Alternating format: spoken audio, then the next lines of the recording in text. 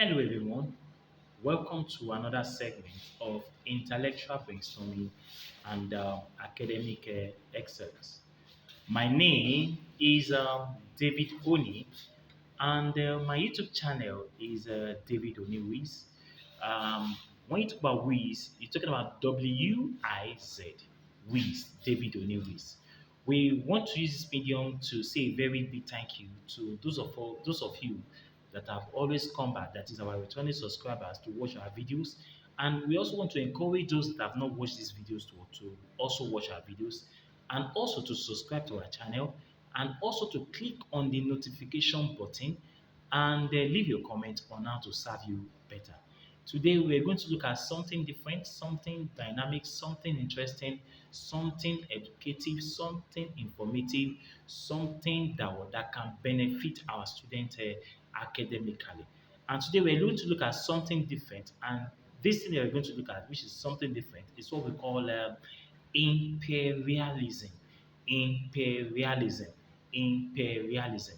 When you're talking about imperialism, a lot of people find it very difficult to define, or they don't know how to define the word imperialism. When you talk about imperialism, you are talking about you are talking about domination. Domination. When you talk about being imperialized, you mean that such an individual or a group or community or a nation state is being dominated. So the word imperialism means domination. Imperialism means domination. Now, let's digress a bit. Now, when you talk about imperialism, you would discover that most African states, at one particular time or the other, gained their independence from their colonial masters. They gained their independence from their colonial masters. For example, Nigeria gained independence in the year October 1960. October 1, 1960. That was when Nigeria gained their independence.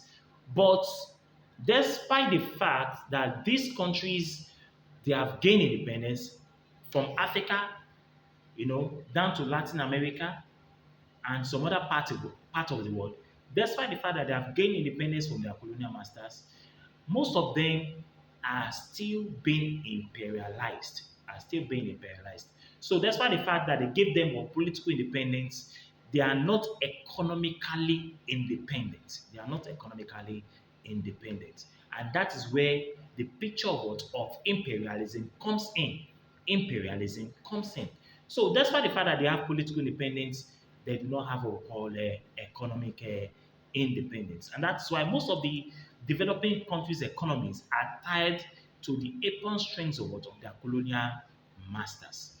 To their colonial masters. And that's what imperialism is talking about. The economy, the relationship between the metropole and the developing countries is not an equal relationship. It's a kind of a relationship that is meant to benefit one at the expense of the other.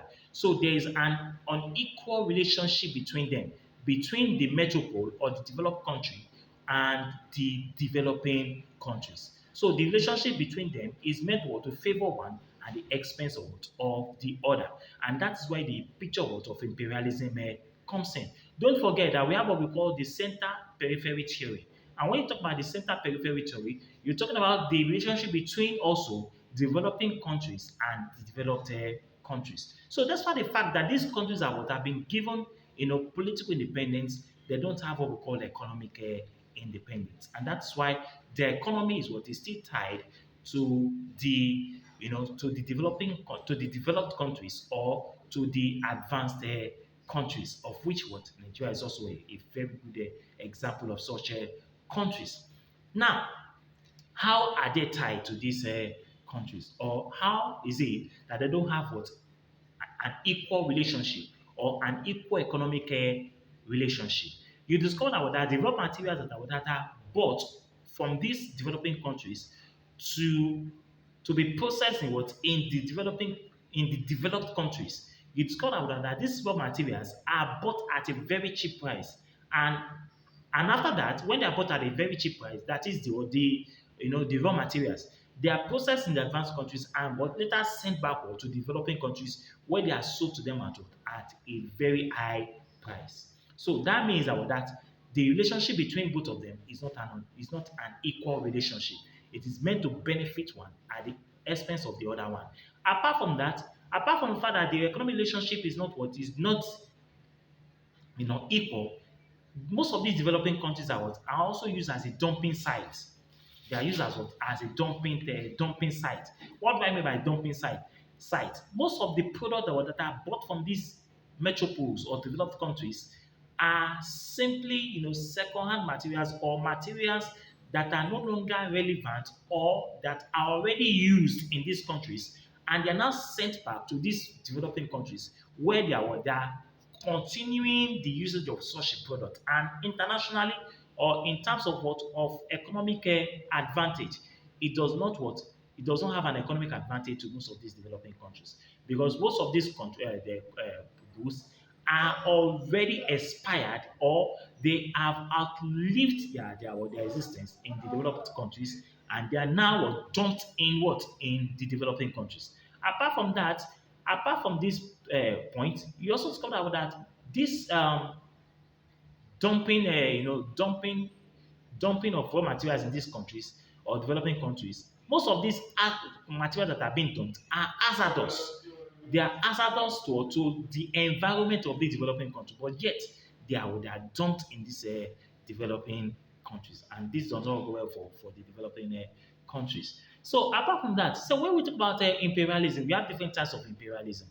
We have what we call social imperialism. We have what we call cultural imperialism. We have what we call political imperialism. We have what we call military imperialism, and we have what we call economic imperialism. So there are many of them. Social imperialism. Now, what do we mean by social imperialism? When you talk about social imperialism, we're talking about the fact that most of these films and the rest of them, they find their way into what? Into developing countries, and most developing countries they end up buying most of these films. They end up copying the social life of these people. A lot of Africans today they dress like what in a British way. They dress like in a French way. They don't believe in their own kind of dressing. They breed themselves not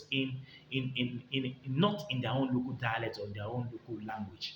Then apart from that, we also have cultural imperialism in the sense that people try to imitate the Western world by dressing in the Western style.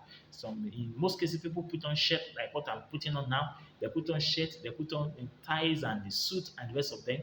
But in Africa, for example, in Nigeria, in Yoruba land, we wear agbada today. But how many people are wearing agbada today? Most people don't wear agbada again. They don't wear local, clothes again. But we prefer to wear t-shirt and the rest of them, which is not part of our cultural life. Then apart from that, we also have what we call military imperialism. You discover that most of these developing countries are subjugated or they are imperialized because of the fact that most of these developed countries they have sophisticated weapons, they have advanced weapons that they can use to intimidate or to threaten them, or even to to you know to effect a change of government in this part of the world. What I'm talking about, to effect a change of government in this part of the world because of what we call military imperialism. I don't want to go into details in these areas too. And then we have what we call, I've mentioned cultural imperialism. Um, I've mentioned cultural imperialism. I've mentioned social imperialism. I've mentioned the military imperialism. Also, I will call economic imperialism, which I've mentioned before. That the relationship between the metropole and the what and the developing country is not what is not an equal relationship. It is not an equal relationship. It's a relationship that is meant to benefit one at the expense of the other one. Then, who are the actors in terms of what we call imperialism? We have what we call the comprador bourgeoisie.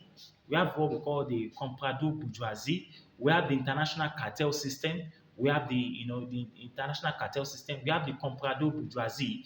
And when you talk about the comprador bourgeoisie, you're talking about the international cartel or the system that is being formulated where the cartel countries or the metropoles have what agents in such countries who are used to promote the interest of the developed countries. This topic is a very crucial. Topic is very very, very strong. So I might not be able to go deeply into it. But I promise in our next topic, I'm going to, go deeply into it so that we can be able to have a clear picture of what imperialism is all about. You know, I don't want to, go deeply into it for some certain factors. But when you talk about imperialism, you talk about domination. You're talking about different actors. You talk about comprador bourgeoisie. You talk about the international cartel system. You talk about, the bourgeoisie themselves. You talk about the government of the country. You talk about the developed countries. You talk about the relationship between the developing countries and the developed countries. You talk about a lot of things that has to do with what we call imperialism.